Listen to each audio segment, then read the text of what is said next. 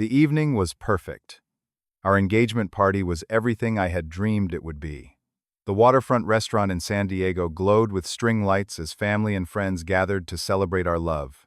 Jessica looked stunning in her blue dress, the ring I spent 3 months saving for sparkling on her finger. After 2 amazing years together, we were planning our wedding for next summer. When I lost sight of her during the speeches, a small knot formed in my stomach. I found her in the dark garden lips, locked with a stranger. When she saw me, she laughed. "Just a goodbye kiss, you insecure loser." Before I tell you how my perfect night turned into a nightmare, let me know where you are watching from. Drop a comment and hit that subscribe button if you have ever had that gut feeling something was not right in your relationship. I met Jessica exactly 2 years and 3 months before our engagement party. We were both attending a tech conference in San Francisco, where I was representing my software engineering firm. She caught my attention immediately during a panel on digital marketing trends. Jessica had this way of commanding attention in any room she entered. Her confident stance, articulate questions, and sharp business attire made her stand out among the hundreds of attendees. During the networking hour, I gathered my courage and approached her with a question about her thoughts on the latest marketing automation strategies. Looking back now, I realize how rehearsed that opening line was, but Jessica seemed genuinely impressed by my interest in her field. She was the marketing director for a competing tech company, and our conversation flowed effortlessly from professional topics to personal interests. "You are not like the other engineers I have met," she told me that night as we exchanged business cards. "You actually listen when I talk about marketing metrics instead of trying to mansplain them to me." We went on our first date 3 days later. I took her to this little Italian restaurant in Nob Hill that my colleague had recommended. Jessica loved their tiramisu so much that she jokingly threatened to break up with me if I never brought her back there. That night, walking her to her apartment under the San Francisco fog, I felt like the luckiest man alive when she kissed me goodnight. The relationship progressed quickly after that. Within 3 months, we were spending most weekends together. By 6 months, we had keys to each other's apartments. Everything felt right, like the universe had perfectly aligned to bring us together. At least that is what I thought. There were signs I ignored. Small things that my brain filed away, but my heart overruled. Jessica would occasionally mention someone named Andrew. According to her, he was an old friend from college who had moved to the West Coast around the same time she did. They kept in touch, which seemed reasonable enough. "Andrew and I grab coffee sometimes when he is in the city," she would say casually. "He is like a brother to me after all these years." I never questioned it. Why would I trust is the foundation of any relationship, right? But then there were the mysterious phone calls she would take in another room, lowering her voice to barely above a whisper. When I asked who it was, she would smile and say, "Just work stuff, nothing interesting." Then there were the unexplained absences. Times when she would be unreachable for hours later, explaining that her phone had died or she had been in an area with poor reception. Again, nothing that seemed worth confronting her about. Everyone deserves privacy, even in a committed relationship. My best friend Tyler tried to warn me once. We were having beers after work about 8 months into my relationship with Jessica. "Have you ever met this Andrew guy?" he asked, trying to sound casual, but I could hear the concern in his voice. "No, why would I? They are just friends," I replied. "Look, Baldwin, I am just saying maybe you should ask to meet him sometime. See how she reacts." I laughed it off. Told him he was being paranoid. "Not everyone has trust issues like you do, Tyler," I said, immediately regretting my words when I saw the hurt in his eyes. Tyler had been through a nasty divorce the year before, after discovering his wife had been cheating on him for months. "I hope you are right," was all he said before changing the subject. I wish I had listened to him. The decision to propose came after a weekend trip to Napa Valley to celebrate our 2-year anniversary. We spent 3 days wine tasting, enjoying gourmet meals, and talking about our future together. On our last evening, sitting on the balcony of our hotel room overlooking the vineyards at sunset, I knew this was the woman I wanted to spend my life with. I bought the ring 2 weeks later. 2 carats, emerald cut with small diamonds on the band. The jeweler assured me it was the kind of ring that makes other women jealous. It cost me nearly 3 months of salary, but Jessica deserved the best. The proposal itself was intimate. I took her back to that first Italian restaurant arranged with the staff beforehand to bring the ring with dessert.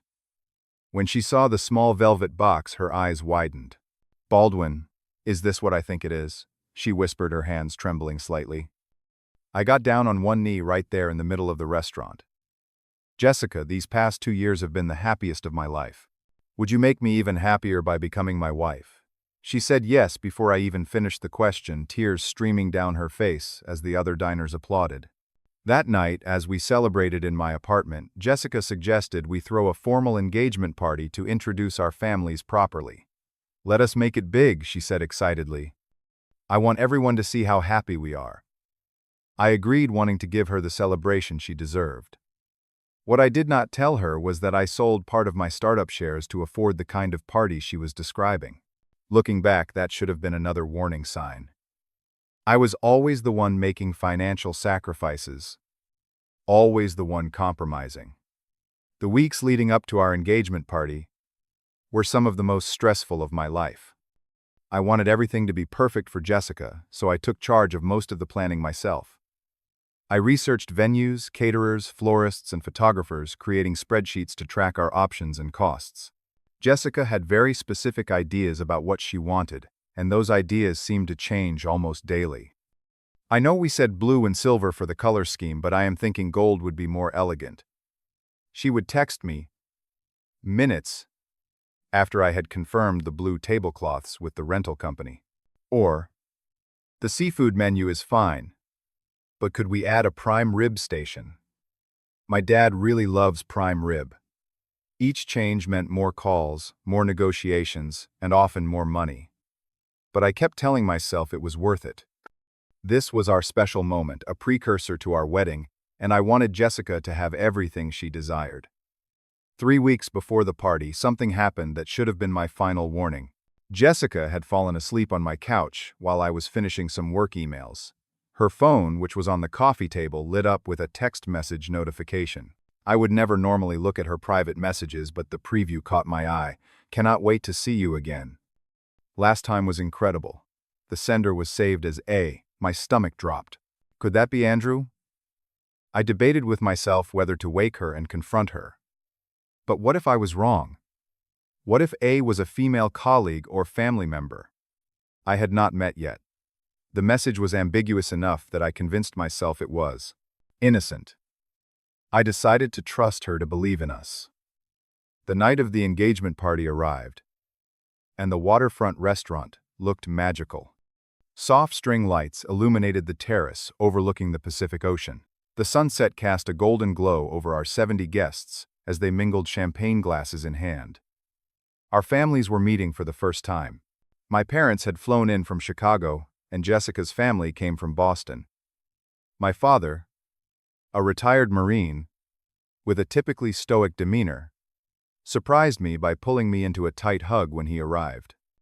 "She is a beautiful woman, son," he said, glancing over at Jessica, who was chatting with some cousins. "You have done well for yourself." If only he knew what was coming. The first part of the evening went exactly as planned. The cocktail hour was lively, the food was delicious, and everyone seemed to be enjoying themselves. Around 8:30, it was time for speeches. My best man, Tyler, said some kind words about our friendship and welcomed Jessica to our crazy little family. Then it was my turn.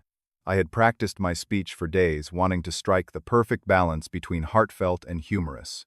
As I spoke about how Jessica had changed my life, how she challenged me to be better every day, and how excited I was for our future together, I noticed her checking her phone repeatedly. She was smiling at the screen in a way that made my chest tighten.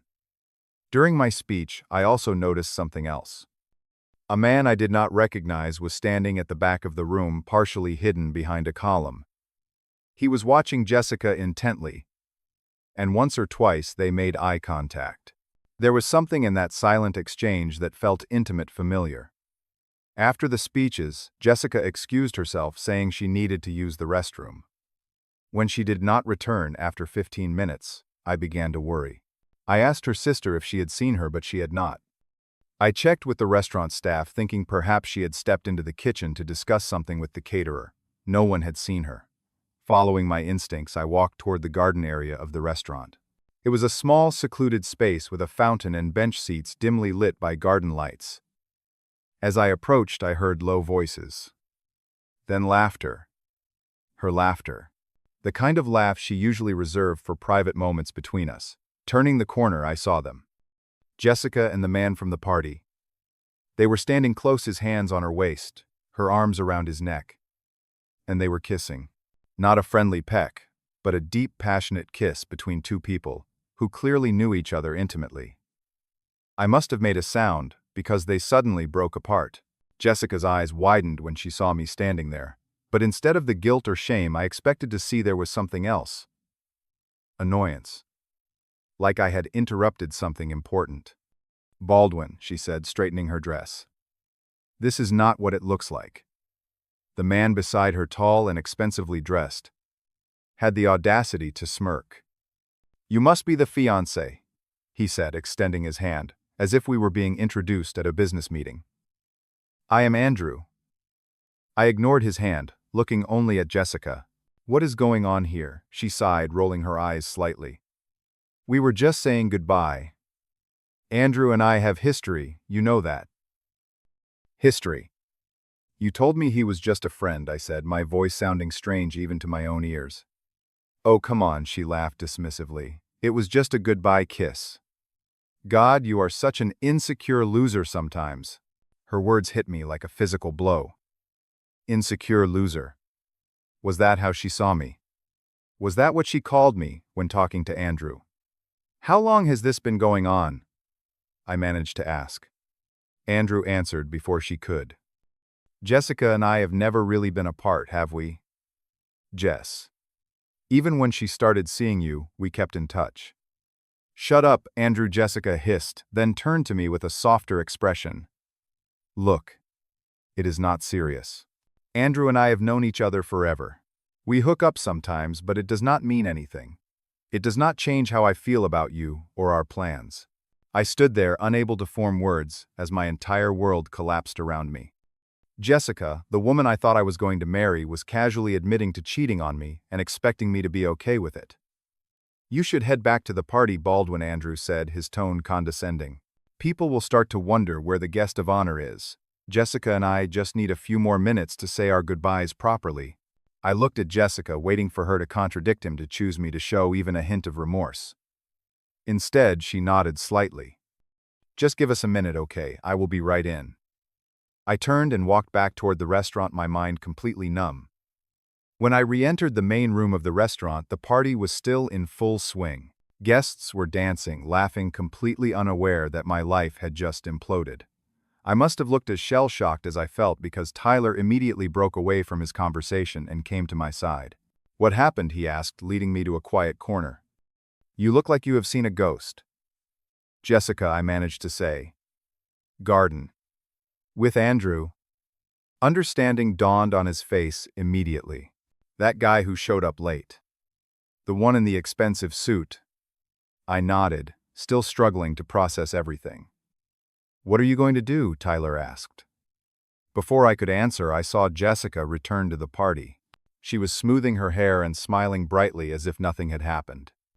Andrew followed a minute later, taking a champagne flute from a passing server and positioning himself near Jessica's college friends. They acknowledged him with familiar smiles. How many of them knew? How long had I been the only one in the dark? As I watched Jessica working the room, stopping to chat with guests and accept congratulations, I noticed her purse sitting on our designated table. Her phone was partially sticking out. Without fully understanding what I was doing, I walked over and took it. She never used a passcode because she said they were too annoying to remember. Or maybe she never thought I would check. I opened her messages and found the thread with A. What I saw confirmed my worst fears. Months of messages. Plans to meet in hotels when I was traveling for work. Complaints about me. Jokes at my expense.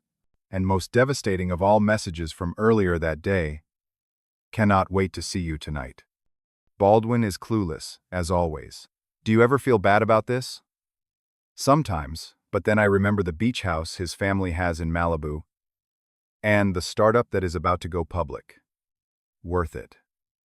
My hands were shaking as I scrolled through their conversation history. It was not just a goodbye kiss or occasional hookup. This was a full-blown affair that had been happening right under my nose for most of our relationship. In that moment, something inside me hardened. The shock and pain were still there, but they were overshadowed by a cold, clear sense of purpose. I was not going to slink away humiliated. I was not going to be the insecure loser she thought I was. I put the phone in my pocket and walked to the small stage where the band was taking a break. I picked up the microphone, tapping it twice to get everyone's attention. The room gradually quieted as people turned to look at me. First, I want to thank everyone for coming tonight to celebrate what I thought was the beginning of Jessica's and my life together. I began my voice steady, despite the adrenaline coursing through me. Jessica, who had been chatting with her bridesmaids, looked up with confusion that quickly turned to alarm as she patted her empty purse, realizing her phone was missing. Unfortunately, I have just discovered that our relationship has not been what I believed it to be, I continued. In fact, many of you may already know what I just found out. Jessica has been having an affair with her old friend Andrew for the majority of our relationship. Gasps and murmurs spread through the crowd. My mother put her hand to her mouth in shock while my father stood straighter, his jaw tightening. Jessica's parents exchanged a look I could not quite interpret. "Baldwin, stop this. Right now," Jessica hissed, hurrying toward the stage. "You are making a scene." "Am I?" Let me read you some highlights from Jessica's text messages with Andrew today. I pulled out her phone and began to read, making sure to project my voice clearly. "Cannot wait to see you tonight." Baldwin is clueless as always. Jessica lunged for the phone, but I stepped back, continuing. "Do you ever feel bad about this?" "Sometimes, but then I remember the beach house his family has in Malibu and the startup that is about to go public. Worth it. Those messages are private." Jessica shouted, her face contorted with rage and embarrassment. "You had no right." "No right. I was about to marry you," I replied calmly. "I think I had every right to know you have been cheating on me and only staying with me for my money." Andrew chose this moment to step forward. "Look, man, this is getting out of hand. What Jessica and I have is complicated. We have history that predates you. History does not justify betrayal," I replied. "And it certainly does not justify the two of you laughing behind my back while I planned this party and proposed to her." My father suddenly appeared at my side, his military bearing intimidating even in his tailored suit. "I think you should leave, young man," he said to Andrew, his voice leaving no room for argument. Andrew hesitated, looking to Jessica for guidance. She was frantically trying to salvage the situation. "Everyone please, this is all a misunderstanding," she announced loudly. "Baldwin has been under a lot of stress lately with work. He has been so busy that he barely has time for me anymore. Andrew has just been a supportive friend during a difficult time." "A supportive friend?" I echoed incredulously. "Is that what you call someone you are sleeping with behind your fiancé's back?" The room had become uncomfortably quiet, with everyone watching our confrontation like a car crash they could not look away from. "Baldwin has always been jealous and controlling." Jessica continued, changing tactics. "He checks my phone questions where I am all the time. There is no romance left. Just his obsession with his startup and making money." I almost laughed at the absurdity of her accusations. "That is interesting, considering I have never checked your phone until tonight when I found you kissing another man at our engagement party. And as for making money, I sold part of my company's shares to pay for this party because you wanted it to be perfect." Jessica faltered, realizing her lies were not landing as she had hoped. Andrew, sensing the tide turning against them, began edging toward the exit. I took off my suit jacket and removed something from the inside pocket. "You know, Jessica, you and Andrew were so wrapped up in your little reunion in the garden that you did not notice something important." I held up a small recording device. "I recorded your entire conversation." Her face went pale. "You did not. Would you like me to play it for everyone? Where you admit this has been going on throughout our relationship. Where you call me an insecure loser. Or perhaps the part where you discuss how you have been using me for financial security." while maintaining your relationship with Andrew. Jessica's mother stood up from her table, her expression a mixture of anger and disappointment. Jessica Marie, is this true? For the first time that night, Jessica seemed at a loss for words. Andrew had already disappeared, leaving her to face the consequences alone. I pressed play on the device, and Jessica's voice filled the room. It was just a goodbye kiss. God, you are such an insecure loser sometimes. Then Andrew, Jessica and I have never really been apart, have we, Jess? And finally, the most damning part, Jessica. Look, it is not serious. Andrew and I have known each other forever. We hook up sometimes, but it does not mean anything. I stopped the recording and placed the device back in my pocket. I think that says it all. Looking out at our guests, I said, I am sorry that you all came here tonight for nothing. The wedding is obviously canceled. The deposits I have already paid for the venue, and vendors will be donated to the Children's Hospital charity instead. I turned to Jessica, who was now crying, mascara running down her cheeks. You can keep the ring. Sell it. Consider it payment for showing me who you really are before I made the biggest mistake of my life. With that, I handed the microphone to the band leader, nodded to my parents and Tyler, and walked out of the restaurant with my head held high, leaving Jessica standing alone in the middle of a room full of people who now knew exactly what kind of person she was. The days following the engagement party were some of the darkest of my life. Once the adrenaline of the confrontation wore off, the pain hit me full force. I alternated between numbing disbelief and crushing heartbreak. How could I have been so blind? How could I have missed all the signs? I took a week off work, something I had never done before, and retreated to my parents' house in Chicago. My father, never one for emotional conversations, showed his support in practical ways. He made sure I ate regular meals and insisted on morning walks along Lake Michigan, saying fresh air was good medicine for the soul. My mother was more direct, sitting with me for hours as I processed what had happened. She did not deserve you, my mother said firmly one evening as we sat on their back porch. And one day, you will be grateful this happened before you married her. I nodded, wanting to believe her, but not quite there yet. The betrayal was still too raw, the humiliation too fresh.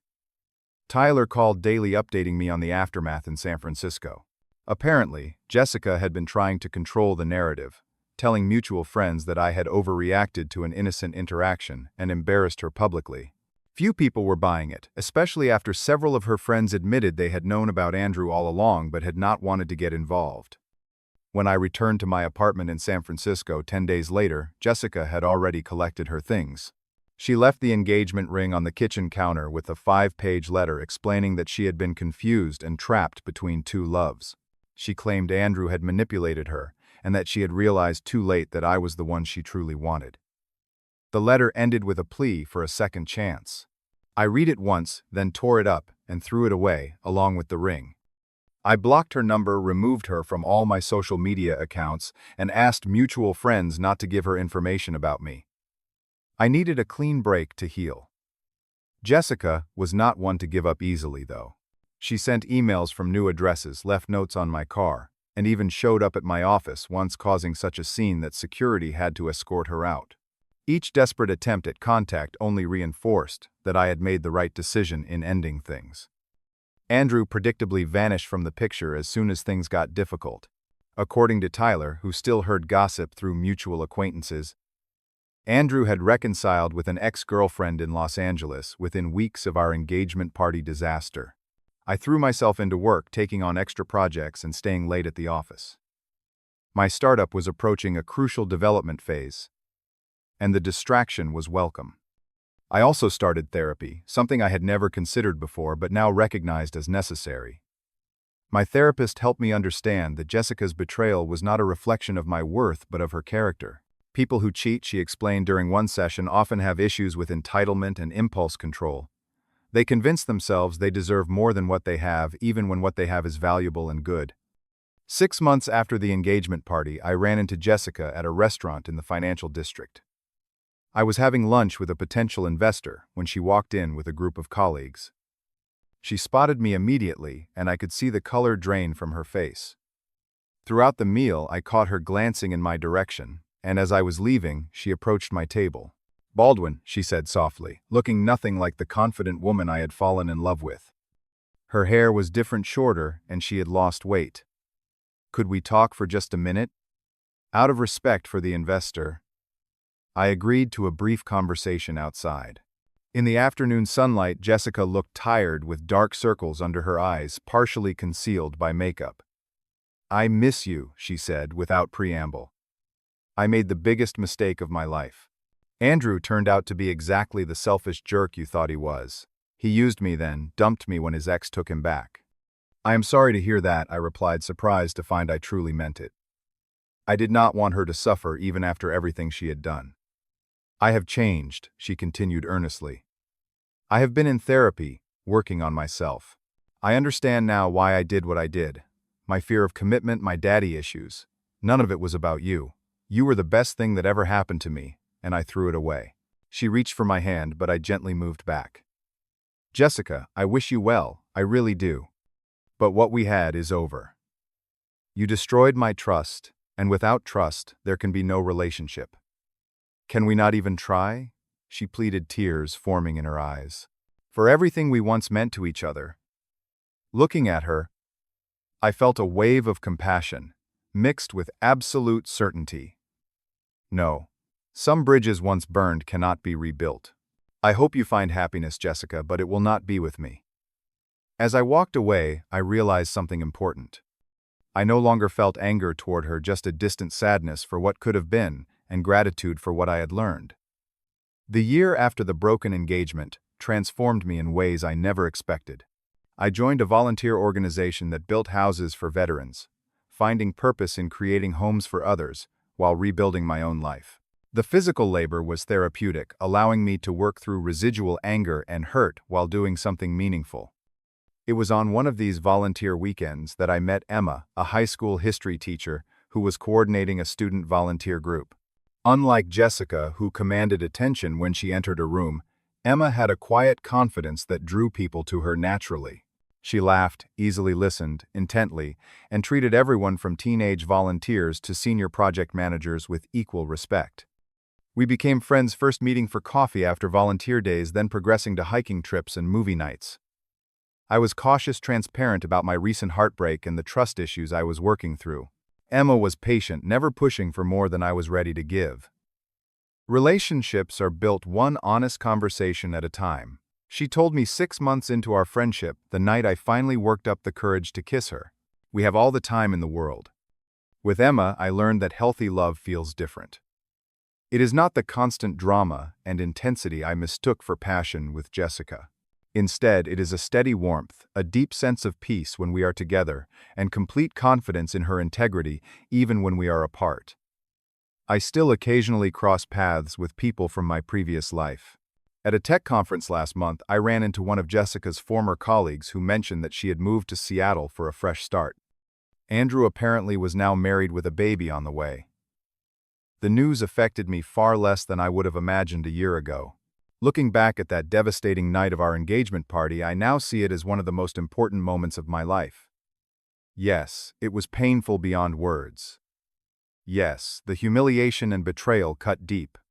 But had I not caught Jessica and Andrew that night, I might have married her, possibly had children with her, and spent years or even decades in a relationship built on lies.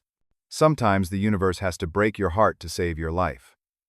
The lesson I carry with me is not to be cynical or mistrustful, but to value myself enough to recognize when someone is not treating me with the respect I deserve. To understand that real love does not diminish you or make you feel insecure. It elevates you, challenges you to grow, but never at the expense of your dignity. I also learned the power of standing up for yourself, even when it feels like the hardest thing in the world. Walking away from someone you love because they have betrayed you is not weakness. It is an act of profound self-respect. So, if you are watching this and going through something similar, know that the pain does not last forever. The darkness eventually gives way to light. And sometimes what feels like an ending is actually the beginning of a much better story. Sometimes, the most painful moments lead us to our greatest strength. That night, I lost a fiancé, but found myself. What about you? Have you ever had to walk away from someone you loved to save yourself? Share your story in the comments below. And if this resonated with you, please hit the like button and subscribe to hear more stories of resilience and growth. Remember, you deserve someone who chooses you every day, not just when it is convenient. Thank you for listening, and until next time, take care of your heart.